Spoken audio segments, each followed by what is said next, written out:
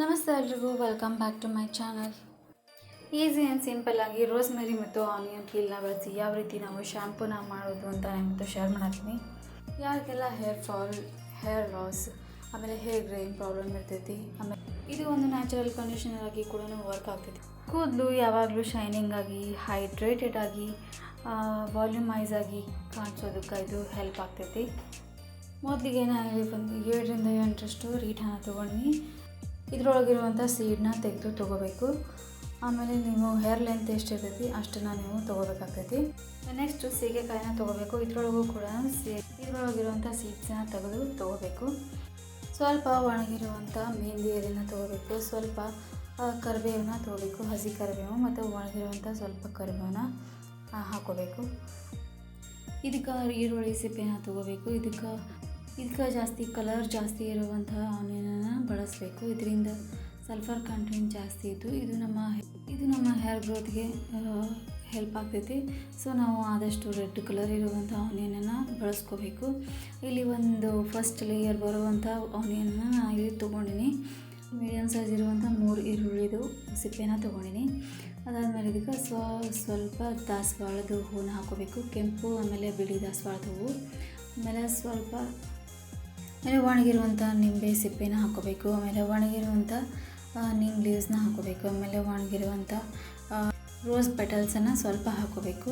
2ರಿಂದ 3 ಸ್ಪೂನಷ್ಟು ಇದಕ್ಕೆ ಡ್ರೈ ಆಮ್ಲನ ಹಾಕೋಬೇಕು. ಅದಾದಮೇಲೆ 2 ಸ್ಪೂನಷ್ಟು ಇದಕ್ಕೆ ಮೆಂತ್ಯ ಕಾಳನ್ನ ಹಾಕೋಬೇಕು. ಅದಾದಮೇಲೆ 1 ಸ್ಪೂನಷ್ಟು ಇದಕ್ಕೆ ಅಗಸೆ ಬೀಜನ ಹಾಕೋಬೇಕು. ಅದಾದಮೇಲೆ 1-2 ಸ್ಪೂನಷ್ಟು ಇದಕ್ಕೆ ವೈಟ್ ರೈಸ್ನ ಹಾಕೋಬೇಕು. ಇದಕ್ಕೆ 1-2ರಿಂದ 3 ಸ್ಪೂನಷ್ಟು ರೋಸ್ಮೆರಿ ಲೀವ್ಸ್ನ ಹಾಕೋಬೇಕು. ಇದೆಲ್ಲನೂ ಹಾಕಿ ಇದಕ್ಕೆ ನೀರು ಹಾಕಿ ಇದನ್ನು ಒಂದು ಸತಿ ಚೆನ್ನಾಗಿ ನಾವು ತೊಳ್ಕೊಬೇಕು. ಈ ರೀತಿ ಚೆನ್ನಾಗಿ ತೊಳೆದು ಇವಾಗ ಇದು ಮುಳುಗೋವಷ್ಟು ನೀರನ್ನ ಹಾಕಿ ಇದನ್ನು ಒಂದು ಸತಿ ಚೆನ್ನಾಗಿ ಕುದಿಸ್ಕೊಳ್ಳೋದಕ್ಕೆ ಇಟ್ಕೋಬೇಕು. ಒಂದು 5 ನಿಮಿಷ ಇದನ್ನು ಲೋ ಫ್ಲೇಮ್ ಒಳಗೆ ಚೆನ್ನಾಗಿ ಕುದಿಸ್ಕೋಬೇಕು. ನಾವು ಬಳಸಿರುವಂಥ ಎಲ್ಲ ಇಂಗ್ರೀಡಿಯೆಂಟ್ಸು ನಮ್ಮ ಹೇರ್ ಗ್ರೋತ್ ಆಗಿರ್ಬೋದು ಅಥವಾ ಯಾರಿಗೆಲ್ಲ ಹೇರ್ ಲಾಸ್ ಪ್ರಾಬ್ಲಮ್ ಇರ್ತೈತಿ ಅಂಥವ್ರಿಗೆ ಬೆಸ್ಟಾಗಿ ವರ್ಕ್ ಆಗ್ತೈತಿ. ಆನಿಯನ್ ಒಳಗೆ ಸಲ್ಫರ್ ಕಂಟೆಂಟ್ ಜಾಸ್ತಿ ಇದ್ದು ಇದು ನಮ್ಮ ಹೇರ್ ಗ್ರೋತ್ಗಾಗಿರ್ಬೋದು ಅಥವಾ ಯಾರಿಗೆಲ್ಲ ಹೇರ್ ಗ್ರೇನ್ ಪ್ರಾಬ್ಲಮ್ ಇರ್ತೈತಿ ಅಂಥವ್ರಿಗೆ ಇದು ಸ್ಟಾಪ್ ಆಗೋದಕ್ಕೆ ಹೆಲ್ಪ್ ಆಗ್ತೈತಿ. ಇದರಲ್ಲಿ ಆ್ಯಂಟಿ ಆಕ್ಸಿಡೆಂಟ್ ಮತ್ತು ಆ್ಯಂಟಿ ಇನ್ಫ್ಲಮೇಟರಿ ಪ್ರಾಪರ್ಟೀಸ್ ಜಾಸ್ತಿ ಇದ್ದು ಇದು ಪ್ರತಿಯೊಂದು ಹೇರ್ ಫಾಲಿಕಲ್ಸನ್ನು ಸ್ಟ್ರಾಂಗ್ ಮಾಡೋದಕ್ಕೆ ಹೆಲ್ಪ್ ಆಗ್ತೈತಿ. ಇದು ನಮ್ಮ ಹೇರ್ ರೂಟ್ಸನ್ನು ಸ್ಟ್ರಾಂಗ್ ಮಾಡೋದಕ್ಕೆ ಹೆಲ್ಪ್ ಆಗ್ತೈತಿ. ಸೊ ಇದನ್ನು ನಾವು ಶಾಂಪೂ ರೀತಿ ಒಳಗೂ ಕೂಡ ಬಳಸಿದಾಗ ಇದು ಹೇರ್ ಗ್ರೋತ್ಗೆ ಹೆಲ್ಪ್ ಆಗ್ತೈತಿ. ಯಾರಿಗೆಲ್ಲ ಹೇರ್ ಲಾಸ್ ಪ್ರಾಬ್ಲಮ್ ಇರ್ತೈತಿ ಅಥವಾ ಹೇರ್ ಫಾಲ್ ಆಗಿರ್ಬೋದು, ಹೇರ್ ಥಿನ್ನಿಂಗ್ ಇರ್ಬೋದು, ಯಾರಿಗೆಲ್ಲ ಬಾಲ್ಡ್ನೆಸ್ ಪ್ರಾಬ್ಲಮ್ ಇರ್ತೈತಿ ಅಂಥವ್ರಿಗೂ ಕೂಡ ಇದು ಬೆಸ್ಟಾಗಿ ವರ್ಕ್ ಆಗ್ತೈತಿ. ಇನ್ನು ಆನಿಯನ್ ನಮ್ಮ ಸ್ಕ್ಯಾಲ್ಪಲ್ಲಿರುವಂಥ ಬ್ಲಡ್ ಸರ್ಕ್ಯುಲೇಷನನ್ನು ಇಂಪ್ರೂವ್ ಮಾಡೋದಕ್ಕೆ ಹೆಲ್ಪ್ ಆಗ್ತೈತಿ. ಆಮೇಲೆ ರೋಸ್ಮೆರಿ ಕೂಡ ಅಷ್ಟೇ, ಇದು ನಮ್ಮ ಹೇರ್ ಗ್ರೋತ್ಗಾಗಿರ್ಬೋದು ಅಥವಾ ಯಾರಿಗೆಲ್ಲ ಡ್ಯಾಂಡ್ರಫ್ ಇಚ್ಚಿ ಸ್ಕ್ಯಾಲ್ಪ್ ಇತ್ತು ಅಂತಂದ್ರೆ ನಮ್ಮ ಸ್ಕ್ಯಾಲ್ಪದ ಒಂದು pH ಲೆವೆಲನ್ನು ಬ್ಯಾಲೆನ್ಸ್ ಮಾಡೋದಕ್ಕೆ ಇದು ಹೆಲ್ಪ್ ಆಗ್ತೈತಿ.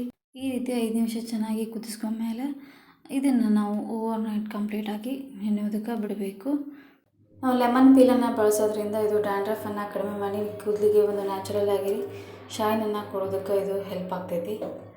ಈ ರೀತಿ ಇದು ಕಂಪ್ಲೀಟಾಗಿ ಓವರ್ನೈಟ್ ನೆನೆದ ಮೇಲೆ ಈ ರೀತಿ ಚೆನ್ನಾಗಿ ಎಲ್ಲವೂ ನೆಂದಿರ್ತೈತಿ. ಇದನ್ನು ನಾವು ಒಂದು ಸತಿ ಮಿಕ್ಸಿ ಒಳಗೆ ಹಾಕಿ ಇದನ್ನು ಚೆನ್ನಾಗಿ ಸ್ಮೂತಾಗಿನ ಪೇಸ್ಟನ್ನ ಮಾಡ್ಕೋಬೇಕು.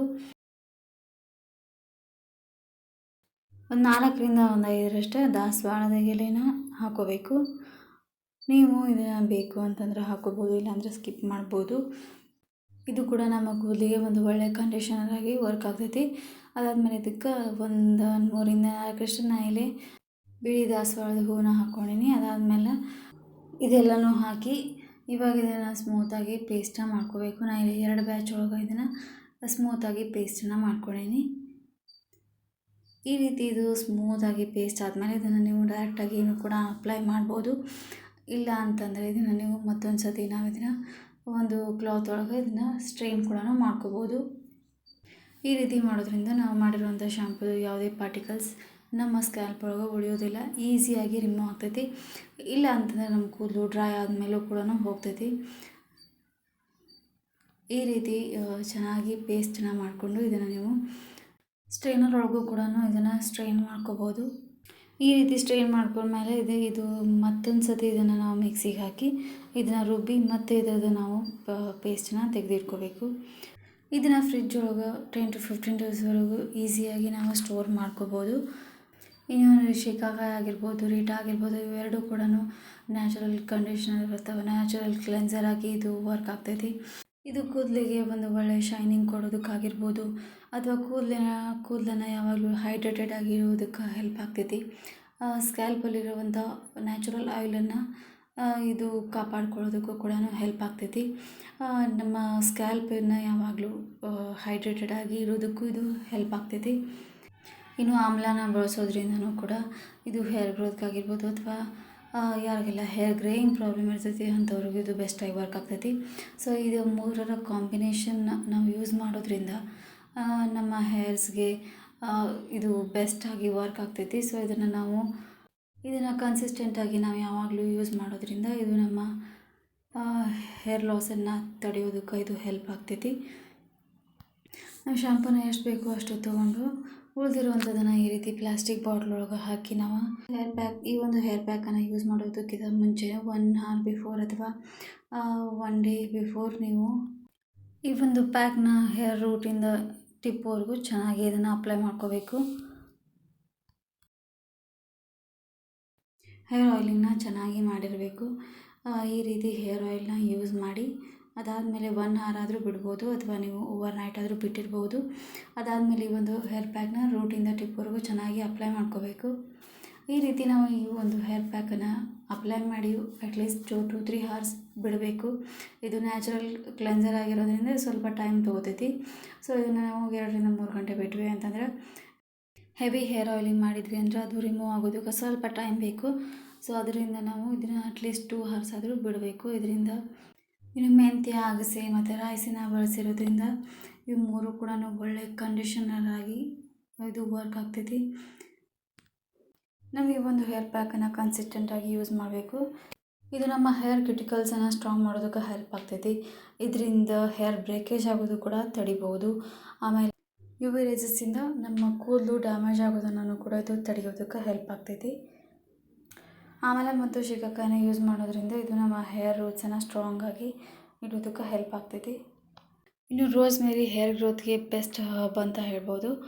ಸೊ ಇವೆಲ್ಲರ ಕಾಂಬಿನೇಷನ್ ನಮ್ಮ ಹೇರ್ ಗ್ರೋತ್ಗಾಗಿರ್ಬೋದು, ಹೇರ್ ಲಾಸ್ಗೆಲ್ಲ ನಮ್ಮ ಹೇರ್ ರೀಗ್ರೋತ್ ಆಗೋದಕ್ಕೆ ಹೆಲ್ಪ್ ಆಗ್ತೈತಿ. ಸೊ ಹೋಪ್ ಈ ಒಂದು ವಿಡಿಯೋ ನಿಮಗೆಲ್ಲರಿಗೂ ಇಷ್ಟ ಆಗೈತೆ ಅಂತ ಅಂದ್ಕೊಳ್ತೀನಿ. ಇನ್ ಕೇಸ್ ಈ ವಿಡಿಯೋ ಇಷ್ಟ ಆದರೆ ಪ್ಲೀಸ್ ಒಂದು ಲೈಕ್ ಮಾಡಿರಿ, ಶೇರ್ ಮಾಡಿರಿ. ಯಾರೆಲ್ಲ ಸಬ್ಸ್ಕ್ರೈಬ್ ಮಾಡ್ಕೊಳ್ತೀನಿ ನೋಡ್ತಿದ್ದೀವಿ ಅಂದರೆ ಪ್ಲೀಸ್ ಸಬ್ಸ್ಕ್ರೈಬ್ ಮಾಡ್ಕೊರಿ. ನೀವು ಕೂಡ ನಿಮ್ಮ ಮನೆಯೊಳಗೆ ಈ ನ್ಯಾಚುರಲ್ ಹರ್ಬಲ್ ಶಾಂಪೂನ ಒಂದು ಸತಿ ಟ್ರೈ ಮಾಡಿರಿ. ಅದು ಹೆಂಗೆ ಬಂತು ಅಂತ ಪ್ಲೀಸ್ ಕಮೆಂಟ್ ಸೆಕ್ಷನ್ ಒಳಗೆ ತಿಳಿಸ್ರಿ.